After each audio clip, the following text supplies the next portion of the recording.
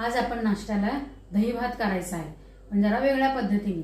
आता हा भात मी शिजवलेला घेतलेला आहे, रात्रीचा चालतो किंवा सकाळी तुम्ही ताजा केलात तरी चालेल.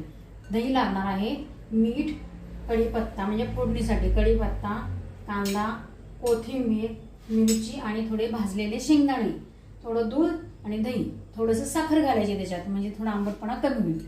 आता मी हे भात काढून घेतलेला आहे, थोडा शिळा थोडा ताजा घ्यायचा किंवा सगळा ताजा घ्यायचा जसं राहिलं असेल तसं.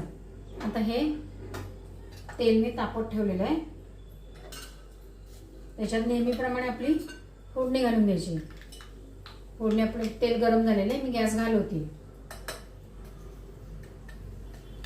आता त्याच्यात जिरे टाकायचे आणि हिंग जरा जास्त प्रमाणात घालायचे आणि हळद, कढीपत्ता आणि मिरची. ही आपली फोडणी तयार झालेली आहे.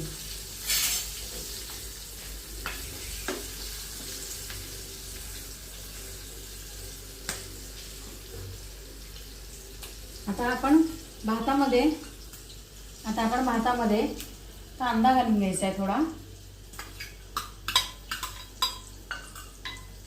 हे भाजलेले शेंगदाणे साल काढलेले आहेत ते आणि थोडी कोथिंबीर,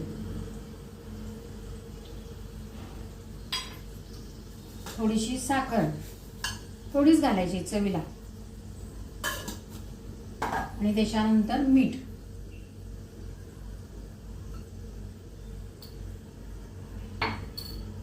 आता त्याच्यात मी घालणार आहे दही. दही आंबट असलं तर थोडं कमी घाला आणि चांगलं गोड असलं तर घाला भरपूर. हे गोड दही आहे, त्याच्यात मी 3 पळ्या टाकलेल्या आहेत. थोडासा पातळपणा येण्यासाठी कपभर दूध घेतलेले आहे. अंदाज घेत घालायचं ते. आधी सगळं हे हलवून घ्यायचं आहे. आता ही आपण केलेली फोडणी त्याच्यात ओतायची. हे सगळं कडेने लागलेलं जे असतं ते ह्याच्यात गेलं पाहिजे, काही त्यातलं वाया घालवायचं नाही. थोडासा भात ह्याच्यामध्ये घेऊन असा हे केला तरी चालेल. हा असा संपूर्ण हलवून घ्यायचा चांगला. पांढरा भात कुठेही राहता कामा नये, संपूर्ण भात फोडणीत मिसळला गेला पाहिजे. बघा, हा आपला भात, दही भात तयार झालेला आहे. आता हा आपण खाऊन बघूया कसा लागतोय तो.